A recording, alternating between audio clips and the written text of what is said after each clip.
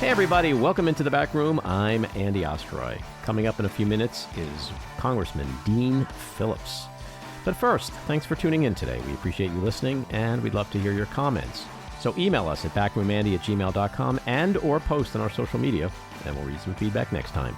And if you like the podcast, please follow or subscribe, and you'll be notified every time we post a new episode. Representative Dean Phillips is a third-term Democratic Congressman from Minnesota's 3rd District and is running for president against incumbent Joe Biden. He serves on the House Foreign Affairs and Small Business Committees and the Subcommittee on the Middle East, North Africa, and Central Asia. Known for his bipartisan approach to governing, he is a current member of the House Problem Solvers Caucus and previously served as its co-chairman. Congressman, welcome into the back room.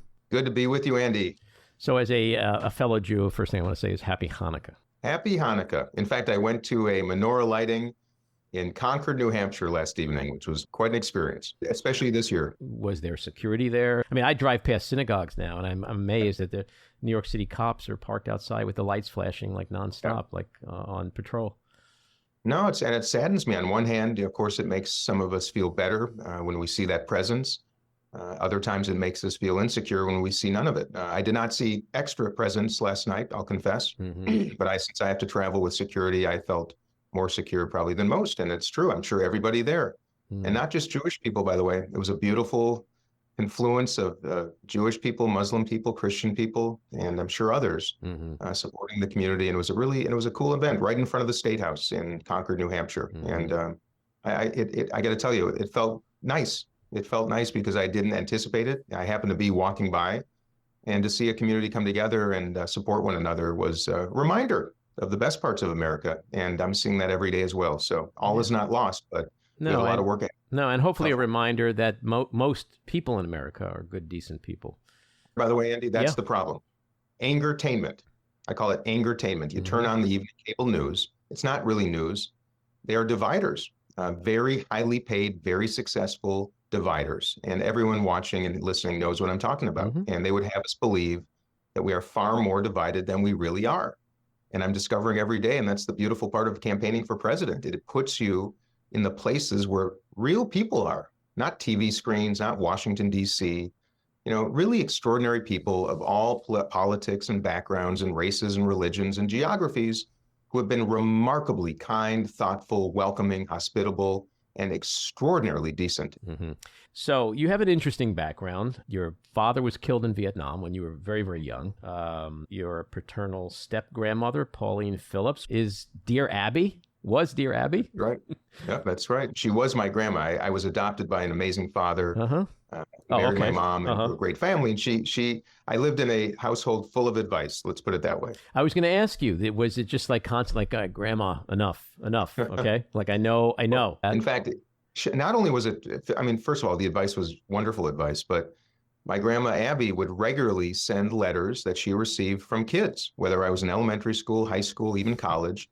She would send my brother Tyler and me letters from young people and simply wanted us to share our perspective. We helped her a little bit, enlighten her as to the issues of the day back in the 80s in particular. And that was how she operated. She didn't just make it up herself or think she had all the answers. She actually did what I'm doing right now, went out and listened to people who needed to be heard. And it was a remarkable experience. And by the way, it was she, my grandma Abby, who anointed me a Democrat at a dinner in 1980 after I'd seen John Anderson, the congressman from Illinois, a Republican, who was running as an independent for president in 1980. He spoke to my middle school assembly one day, and I told her about it that night at dinner. She asked me if I was a Democrat or Republican. I said, Grandma, I don't even know what those are. I'm 11 years old. And she said, you're a Democrat, Dean.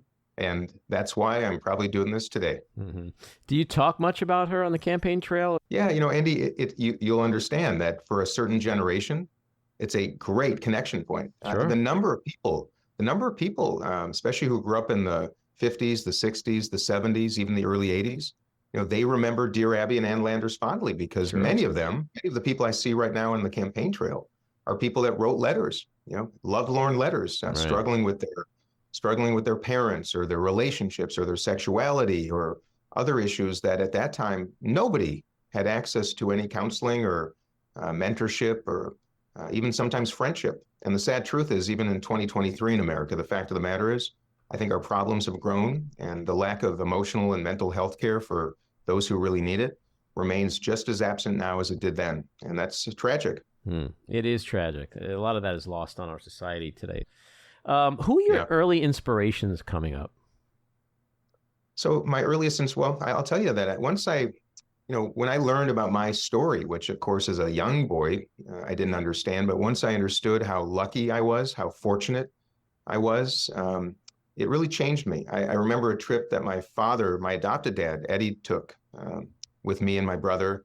We went to Ecuador, went to South America, and we were spending a night in Quito, Ecuador. And I remember so vividly looking out our hotel window one night because we heard some noise, my brother and me. We looked down and there were a bunch of kids our age, literally sleeping on cardboard on the sidewalks below. And I never had seen that before. I'd never seen kids suffering like that as an American. And I remember thinking how my dad had done that intentionally to expose that to us. He was a huge influence on me. He passed away about 12 years ago. Not just that he adopted me and nurtured me, but made sure I had life experience that recognized my privilege, my good fortune. Politically, Hubert Humphrey, I have to tell you, is someone who I think is underappreciated. I was introduced to him as a young boy. He was a senator and, of course, vice president of the United States from Minnesota. Most of the country does not know what he did for both the Jewish and the Black communities in Minneapolis as a young mayor in the 1940s. Of course, after the war in the 1940s, GIs came back to America, and that's when they finally started to recognize the tragedy of anti-Semitism and racism, and that's when the civil rights movement really began, if you ask me. And what people don't know about Hubert Humphrey is he was invited to speak at the 1948 Democratic National Convention, very young mayor of Minneapolis, and he had a choice that day. He was going to deliver a speech that he knew would risk his entire career in politics, and he delivered it anyway. And essentially what he said to the Democratic the delegates gathered that day, he said, it's time for the Democratic Party to get out of the shadow of states' rights and into the bright sunshine of human rights. And I believe that sparked, literally, I think that was the spark that the party needed. Strom Thurmond left the auditorium that day with a number of delegates who were offended by the notion that the Democratic Party should be a party of human rights. And I will tell you that I think of him every day because it was he who said the moral test of government is how it treats those in the dawn of life, in the dusk of life, and in the shadows of life. He was an extraordinary influence on me.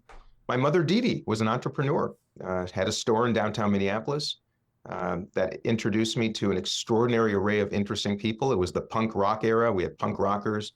We had gay people. We had straight people coming in the store, young and old, rich and poor. It was a beautiful mosaic of America. And my mother, as a young entrepreneur, someone I honor to this day. So many influences. And I'll tell you more recently, John Lewis, with whom I served in Congress very briefly, of course, passed away a couple of years ago. It was he who said, everybody in this country came over on a ship.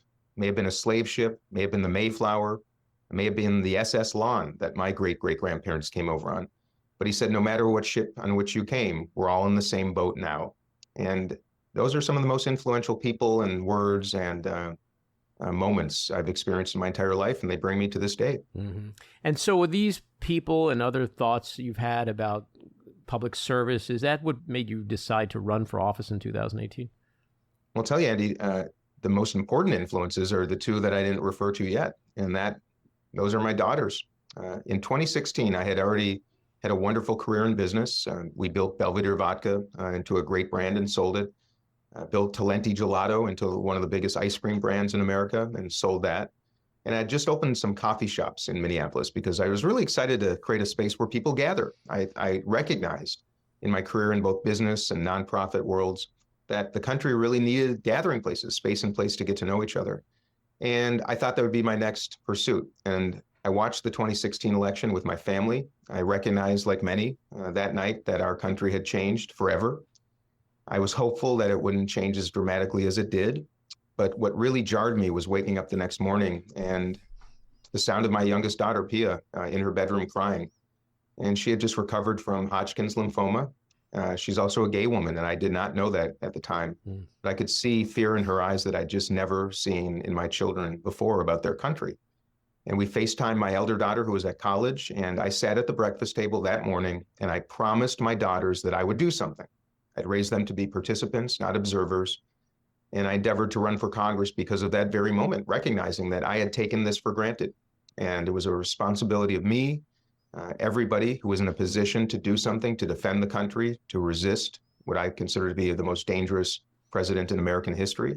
And that's what I did. So my daughters inspired me, but more than that, they represent an entire generation that I believe inspired me to do something, because it is our job to leave this country and the world in better hands, in a better place than we found it. And the current generation of leaders are doing just the opposite. So let's talk about the campaign. And, to be frank, when I booked you to do this podcast, and I appreciate you coming on, and I know you obviously have taken a lot of heat for deciding to enter the race, and a lot of people have mixed feelings about that. I'm one. I mean, I could see, we do live in a democracy, and whoever wants to run should run. But you said some things before about Trump being a very dangerous threat to democracy, things like that. And when I spoke to people, friends of mine, and I said, I got Dean Phillips coming on, like almost uniformly, people were like, can you please just ask him, what the hell are you doing, man? And so I want to ask you, what are you doing? Because you politically align yourself with Joe Biden straight up and down for the most part. And knowing the threat to America that Donald Trump poses if he becomes president again, isn't it a risky thing for you to be doing right now? Well, Andy, the risky thing to be doing is allowing Joe Biden to be our nominee to take on Donald Trump, because every single poll is saying he's going to lose.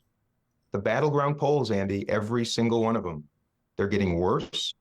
His approval numbers are now at 37%. I mean, remember Ronald Reagan said, are you better off today than you were 4 years ago? Can anybody make the case that Joe Biden is better off electorally or otherwise than he was 4 years ago when he won by 44,000 votes in just 3 states? So my request to everybody, and I say this really thoughtfully, Andy, the ones who are saying, what are you doing? I have to say the opposite. What are we doing? What are we doing? And the problem is we have been deluded into thinking that if an incumbent president wishes to run again, which is a personal decision, by the way, if a personal decision is made, that we simply have to go along with that individual, that is the antithesis of democracy. It is exactly what you just said. That's a coronation. That's a king. That when they make the decision of who's going to run and who's going to be the president, and I would never put myself, my family, my future through this, believe me, if Joe Biden was well positioned to win. This is a man I've respected. He's been in my home for a fundraiser that I threw. I've flown with him on Air Force One. I've supported his agenda, for which I have voted and helped market as a member of the House Democratic leadership team.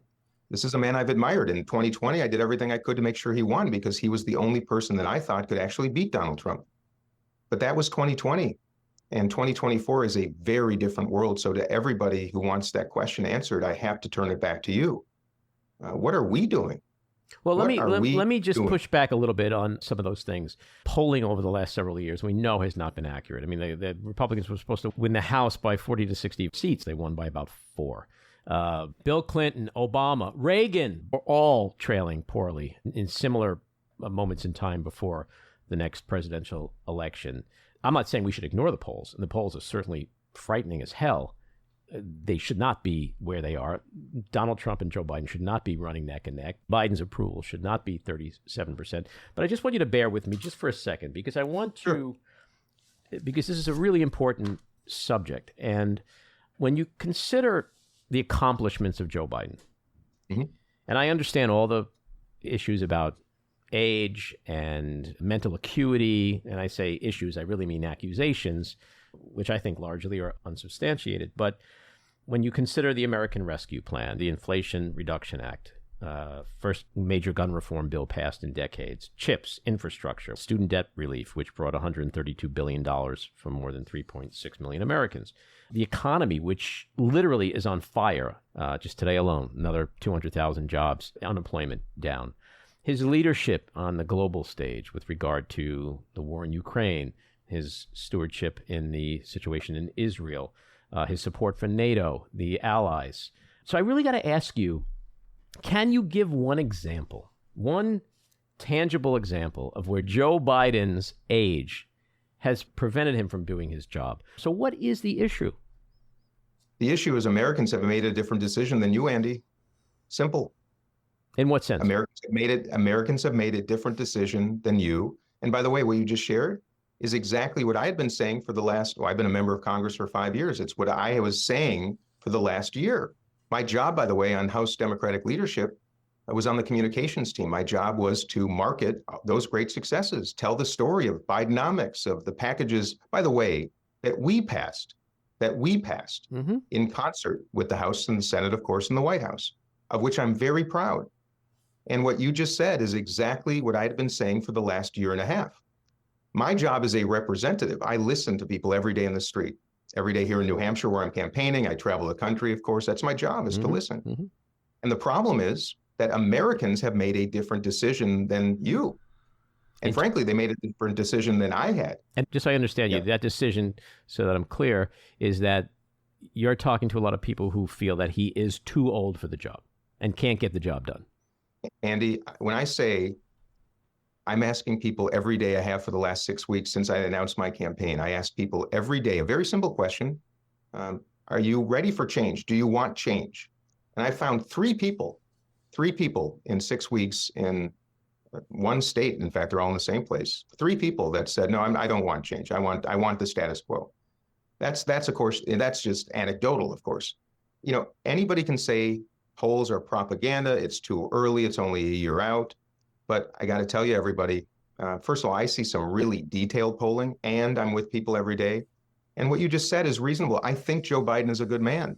I think for an 81-year-old, he is quite remarkable, actually. But Americans have made a different decision. And by the way, if Donald Trump was not the likely nominee, by the way, almost certain to be the GOP nominee, I don't know if I would have done this either. By the way, that's exactly what Joe Biden said the other day. If it wasn't Donald Trump, he said, I'm not sure I would have done it. So here's the problem, Andy. And by the way, you said something else that is the massive issue facing the country right now. 60% of Americans are living paycheck to paycheck. 40% cannot afford a $400 emergency repair. Life is totally unaffordable for over a majority of Americans. So what is happening is exactly what you just said.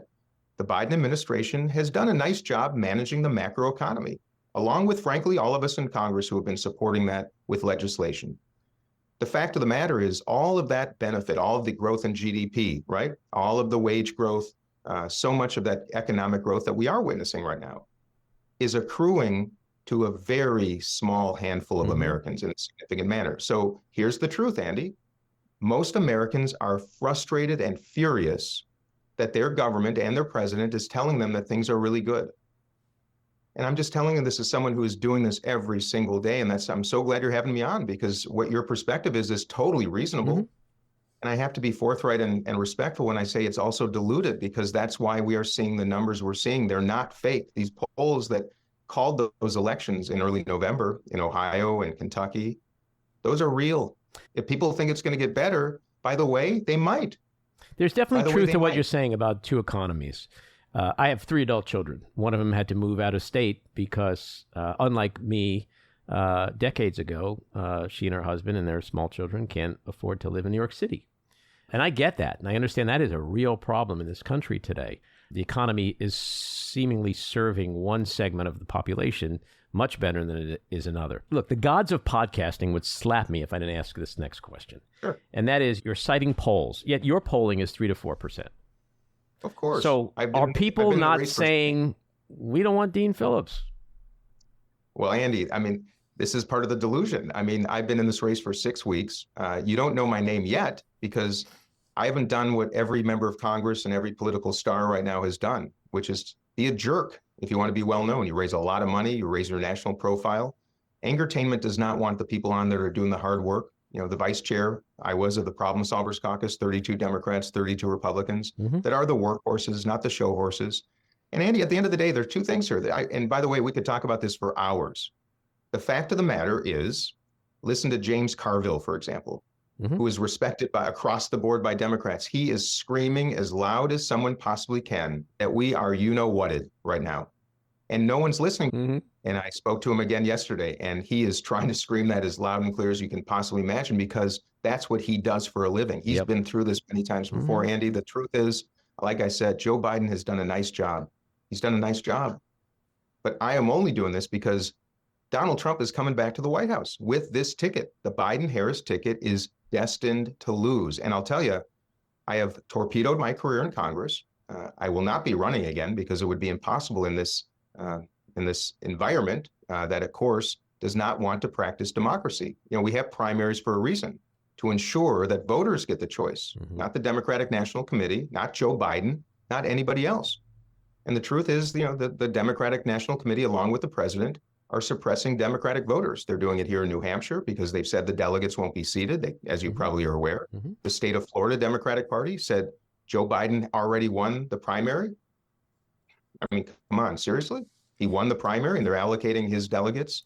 State of North Carolina announced they plan to do the same thing. So why are we so afraid of practicing democracy when we Democrats are arguing that it is Donald Trump who is the risk to democracy? And yet, when we are given an opportunity to offer a thoughtful alternative, a well-prepared, you know, man of competency and decency and experience, which I am, why is that so frightening to people? And I'm concerned about what we're facing, Andy, because people can dismiss the polls. You know, approval numbers you can't dismiss. Let's just compare Donald Trump to Joe Biden. Donald Trump had 3.5 points higher approval numbers as of a few days ago compared to Joe Biden right now. And the fact is the country has made its decision.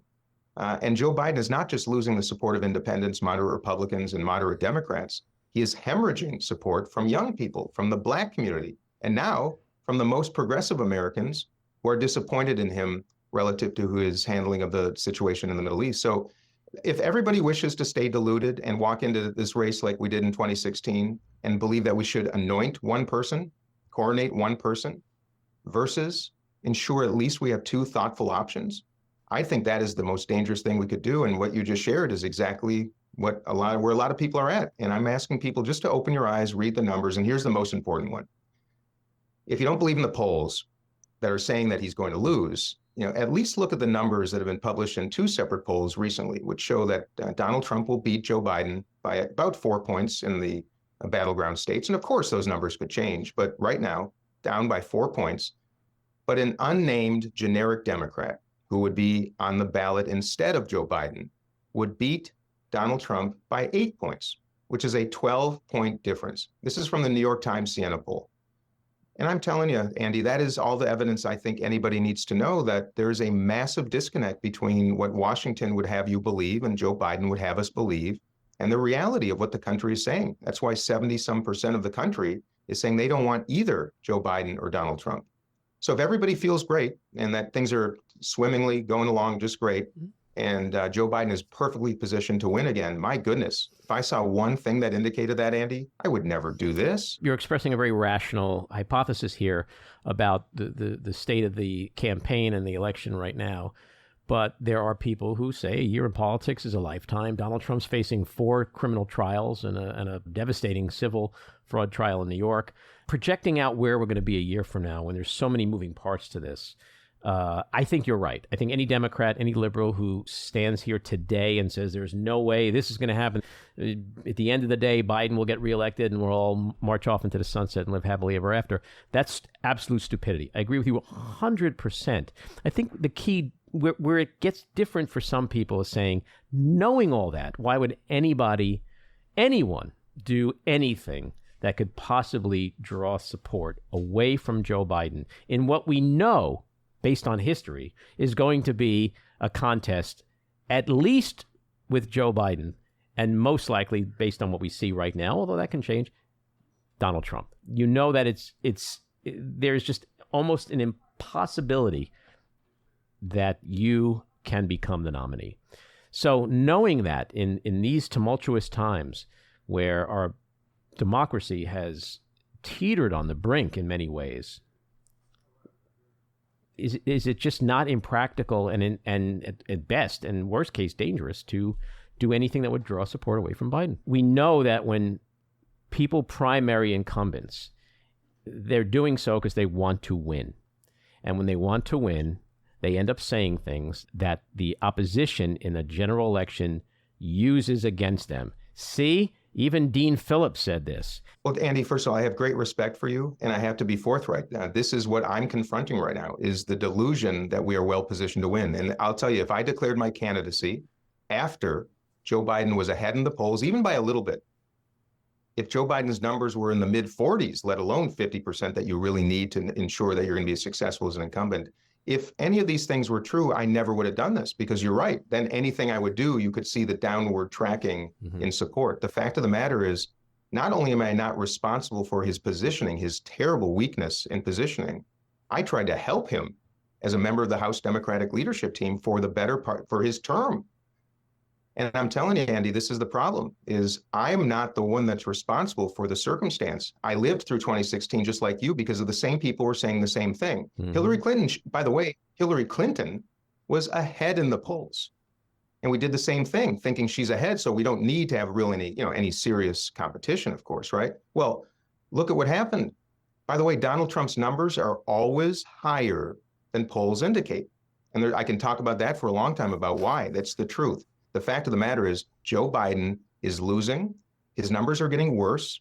He's 81 years old. The country has decided, not me, the country has decided that they do not want him to be the next president. And the people with whom I'm meeting every day, the independents, the moderate Republicans, never Trumpers, that voted for Biden last time because they recognized the tragedy, believe it, I'm telling you, Andy, they're not doing it again. And if you look at the youth vote, if you look at the Black vote, if you look at the Muslim vote, if you look at the independent, the moderate Republican vote, for a man who barely won in 2020, I'm just telling you, and I'm not going to convince you, I can tell, and that's not the point. But the other point is this.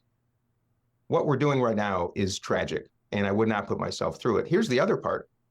Americans are suffering really badly right now. We have war in the Middle East. We have war in Ukraine. We have a southern border that is an unmitigated disaster and an embarrassment, not just for Democrats. It is for the country. It is a problem that has existed for years. We have so many crises in this country. And to think that people who have been in positions of power for 50 years are going to, A, succeed, and B, doing it the same way, the same tools, the same people, the same way, and then we're going to have different outcomes, that's another delusion. And I'll tell you the other thing, Andy, is that we've got an artificial intelligence revolution coming right down the pipeline. Right down the pipeline. It is going to be the most magnificent benefit to the United States when we see how it can reduce prices, improve healthcare outcomes, do things that are unimaginable right now. It is also going to disenfranchise millions and millions of Americans, going to fundamentally change our economy. Leadership means going upstream, anticipating events before they happen, and make sure you do something to prevent them. That means war in Ukraine. That means the circumstance in Israel. That means addressing the issue at the border. And that surely means addressing artificial intelligence before it gets here. President Biden cannot do it. Certainly former President Trump cannot do it. And I'm going to make the argument, this is not just about someone needs to do it other than Joe Biden. This is about leading the country to a brighter future and to an optimistic one. No, I get all that. And I just got to go back to, I agree with so much of what you're saying. I really do. And I think it's important for you to know that.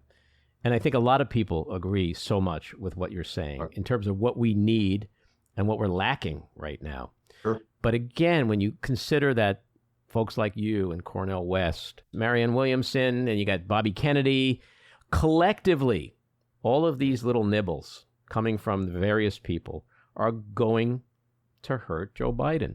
And so I think a lot of people like me can't escape thinking now is the time to do this kind of thing.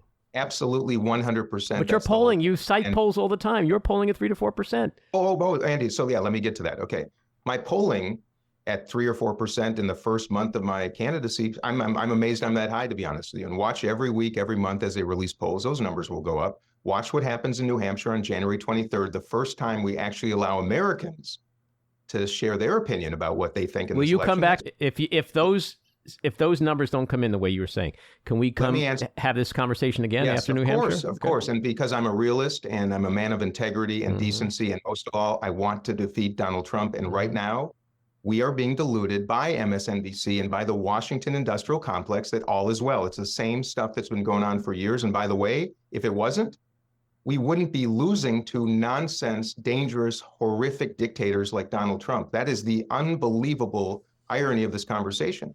Why in the world is every poll showing the president losing to this man? By the way, how did he beat Hillary Clinton? Because the country is saying something very different than the very small bubble that is MSNBC. And if you want to believe that, I totally respect But you. again, Bill Clinton, Obama, Reagan was polling a year out really shitty. Yes, of course. In the Democratic primary, my poll numbers are going to be awful for a while because there is an entire system designed to simply promote the incumbent no matter what. Forget the realities, forget objectivity, forget the polling, forget the focus groups.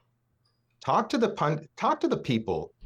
You should have James Carville on. I've had James Carville on. I've listened. I've heard him. I agree with what you're saying. It bothers me that he's so concerned. So listen to this. Let me make a proposition to everybody who shares your concern and see if this is reasonable, okay? I'm running a thoughtful, spirited 21st century campaign to become the Democratic nominee for president. I think it's important that Americans have choices. I think that's why we have primaries. That is why I'm not running as an independent, because I do not want to, and I will not draw support from our eventual nominee, because we got to beat Donald Trump. Let me make this simple proposition. Come May or June of next year, when national head-to-head polls of the forthcoming election, where it's going to be much closer by then, right? There will be head-to-head polls of me versus Donald Trump and Joe Biden versus Donald Trump, right?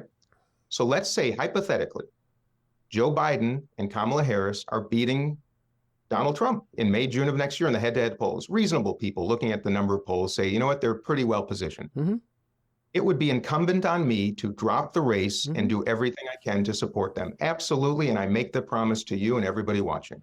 Conversely, if those polls show me defeating Donald Trump and Kamala Harris and Joe Biden losing to Donald Trump, what do you think we should do then, Andy? I think that would be a very different conversation then. But I'm asking you. I'm not arguing with you. I'm agreeing with you. There you have it. I think that's why I'm running for president, because the absence of having even one alternative who might be better positioned by the way, the president yesterday, I'm sure his campaign is furious that he acknowledged the truth and said the quiet part out loud. He said there are at least 50 Democrats that could beat Donald Trump. So let's have at least a couple. And by the way, Marianne Williamson is running as a Democrat, not as an independent. But nonetheless, my point is just that. Rather than demeaning those who would have the audacity to practice democracy, provide the very alternatives that voters are asking for. By the way, you might not want it, but 70% of the country is saying they do. I think it's important. I may want it at some point. And trust me, if you are the answer, I, like so many other people, will shift gears in a nanosecond and support you in any way humanly possible. And that's all I'm asking for. That's all I'm asking for. And let's wait till May or June. And let me go through the process. Let me meet the voters. Let me answer questions. Let me introduce myself. I hope you'll ask me some policy questions. Sure. No, I want to do that now. This conversation wasn't supposed to be all about having you on the hot seat about why are you running, although I think you know that if you're going to be in the kitchen, it's going to get hot, especially the way you've entered the race. You know, usually people don't primary incumbent presidents. Only do that when the incumbent president's going to lose, and that's why incumbent presidents. Well, I will grant you for sure that we are living in extremely unusual times. Conventional wisdom flew out the window 8 years ago, and so you could end up being 100% right. That said, tell me about your campaign in terms of what the specific issues are to you. On what level can you help America? Tell us about Dean Phillips' candidate, not what Joe Biden is, but what do you bring to the table? Let me start with the fact that after beating Donald Trump, which is the most important policy issue and platform of my entire campaign, after that, here's how I will do things differently, and here's why. First of all, I represent a different generation, of course. And I've been a business leader. I served as the chair of the board of a health system, a regent at a university, the board chair of a charitable foundation, and now 3 terms in Congress, a member of House Democratic leadership, and now I'm the ranking member of the Foreign Affairs Subcommittee on the Middle East, North Africa, Central Asia. Got some broad experience. When I'm president, I'm going to change a lot. We're going to have a bipartisan cabinet representing the best and brightest managers in the country, not political appointees of the same party. We're going to have a youth cabinet to bring young voices, high school and college voices from all around the country to deal with issues like social media, AI, gun violence prevention, and climate change. I'm going to employ zero-based budgeting. I'm going to have an outside consulting firm do an assessment of every single agency and program in the government. We are spending $2 trillion a year more than we generate in revenue. We have $33 trillion in debt, and we're going to be spending about $800 billion a year on debt service. We have a Pentagon budget of almost $1 trillion, and they cannot pass an audit This is going to change. We've never had a manager in the White House for a long, long time. Haven't had a balanced budget since Bill Clinton. That's one. I'm the second most bipartisan member of Congress. I take this really seriously, and I'm a progressive. Second most bipartisan member of the House, the Senate, and all 50 governors, because I work with anybody who can get stuff done, and I'm appalled and disgusted by an enterprise that is the U.S. Congress that would have all of its members spend most of their time raising money, 10,000 hours per week.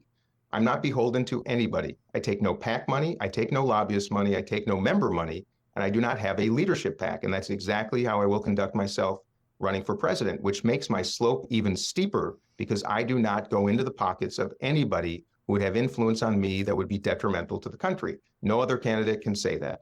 As it relates to policy, the massive disconnect is what you already shared. We have a great economy. Joe Biden loves talking about the great economy.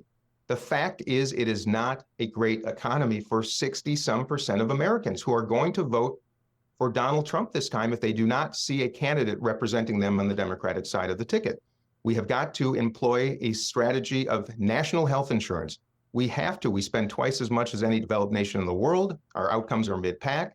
We allow pharmaceutical companies to sell their products to us for 3, 4, 5, 6, 8 times more than any other country in the world. It's appalling. It's time for everybody in America to have health insurance and access, because 66% of bankruptcies are due to medical debt. Housing. We have a 6.5 million unit deficiency in housing in America. 500,000 Americans are sleeping in the streets at night, kids sleeping in trailers and in cars overnight, going to school hungry. Come on. We're going to build 7 million housing units because I've had enough of that, and it's appalling that no administration in recent history has ensured that is job one. Education, $1.7 trillion in debt, $85 billion in interest payments every year by children, their parents, and their grandparents. We need to move, just as we did in the 19th, 20th century, from a country that only provided elementary school education. We introduced high school. The numbers from 1910 to 1940 went from 18% to 70%. Kids going from elementary school to high school. The same thing should be true now with college and workforce development, VOTEC schools. Every single person graduating high school will need to be better prepared now and in the future than they are right now today, because the AI revolution is coming down the pipeline. Groceries. When I was in the vodka business, retailers were not allowed legally to charge us for shelf space. They call that slotting fees. But if you sell butter, if you sell bread, if you sell cereal, every retailer in America almost is charging for those shelf spaces, which makes the price of groceries higher. I know how this game is played because I ran businesses that had to play in it. It's nonsense. You can go fuel. We are still a country that has not recognized that relying on fossil fuels is not just bad for the environment and our future. It is literally empowering our greatest enemies, Iran, Russia, even the Saudis. That's why we have to migrate to clean energy, because it is a national security issue. The southern border, I've been there twice. It is an embarrassment, unmitigated. It is hard to imagine how horrifying. And all we have to do is 2 things. Improve security, by the way, both at the north and south border, but also change our asylum laws to make sure we adjudicate those cases in countries of origin, not make these poor people who want to become Americans spend $8,000 to $10,000 per person, giving it to the Mexican cartels to bring them across the border, because that's what our law says they have to do. It's nonsense. The AI I talked about. We are so ill prepared, Andy, for what is forthcoming. The job of the American president is to look to the future, to be bold, present a strategy, even if it's not popular in the beginning, and to make sure our country is prepared. And I'm telling you, Andy, he is not, and Donald Trump is even less prepared. That's my case. And lastly, this. We need to repair the country. My goodness, the biggest threat to all of us right now is national division. Joe Biden is a good man. He promised to restore the soul of America. It has not happened. It has not been intentional. That is my entire mission. And I'll close with this. I do a series at home called Common Ground because I've seen the destruction of the 2 parties pulling us apart. I get 6 Democrats and 6 Republicans to a table. I do it every 6 weeks or so back in Minnesota, facilitated by an amazing organization called Braver Angels. And what I've seen is this. We sit at the table, we break bread, we tell our life stories, we talk about healthcare, we talk about immigration, and we talk about national division. By the way, I've discovered by these gatherings, Democrats and Republicans hate insurance companies. They hate the fact that we are becoming a country that is not welcoming immigrants the way that our foremothers and forefathers were welcomed, and they hate national division. And at the end of these little sessions, we go around the table and everyone takes 30 seconds to share what they got out of this 2-hour experience. And I had this circumstance recently that will sum this all up. Young woman, Emily, looks across the table at Dave and says, Dave, when you drove up in your F-150 with that Trump sticker, I almost got back in my car, left the parking lot, and drove off. I could not imagine walking in that building, let alone sitting at the table with you. But she said, Dave, I got to say, I am amazed that you're a great guy, and I really enjoyed this, and I want to say thanks. Gets around the table to Dave, he looks at Emily, and Dave says to Emily, when you drove up in your Prius, I wanted to run it over. And I'm glad I didn't, because I had never sat with a progressive before, and I think you're a really cool woman, and I learned a lot today. I just want to say thanks. And at that moment, the dyed-in-the-wool Trumper and the bleeding heart liberal stood up, and in front of all of us at the table, they embraced. And I'll tell you, I will win the presidency. And when I'm in the White House, I'm going to host those very dinners in the people's house to make sure that Democrats and Republicans, Trumpers and Democrats come together and demonstrate to one another that if you provide space and place, people will show that we are common, that we have common ground to do the common good. And my goodness, if we don't do that, Andy, and we think that Donald Trump or Joe Biden is up to that task, the fact is we're in deep, deep trouble. And that's my case. And I want a thoughtful, optimistic, hopeful future for your daughters or your kids, mine, and everybody watching right now.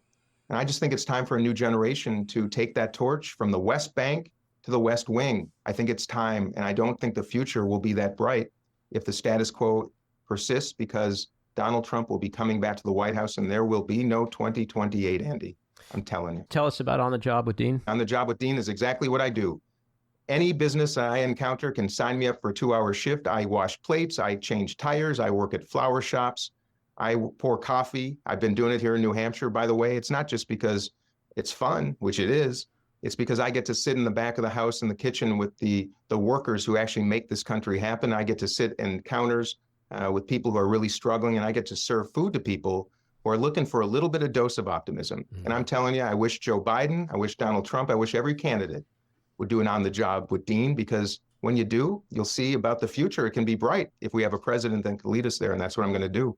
I can't wait. Well, I appreciate you coming on. I think you did a great job telling us why you're running for president and what you would do as president, and no one can fault you for that. It's just, crazy times we're living in, and people are a little nervous, but you certainly have a right to do what you're doing, and I think people will support you if it sort of leads to a place where we should start supporting you. So, again, thanks, Andy, and I hope you have me back, and I just ask people, vote out of hope, but vote for the future. Don't vote out of fear. That's what they want us to do. They want us to be fearful. Just do your own investigations and get to know me, and I promise you, we're going to have a bright future. And I'd like to meet you. I'd like to meet you. Likewise, and we'd love to have you back on. So. Thanks, pal. Hey, thank you. Keep the faith and keep in touch. Likewise. Take care. All right. Bye-bye.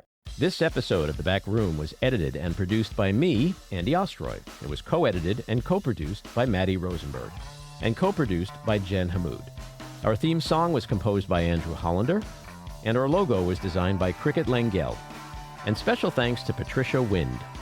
Please take a moment to rate and review the podcast, and also follow or subscribe. Until next time, keep your eyes on Washington, Hollywood, and your own backyards, and have a great week.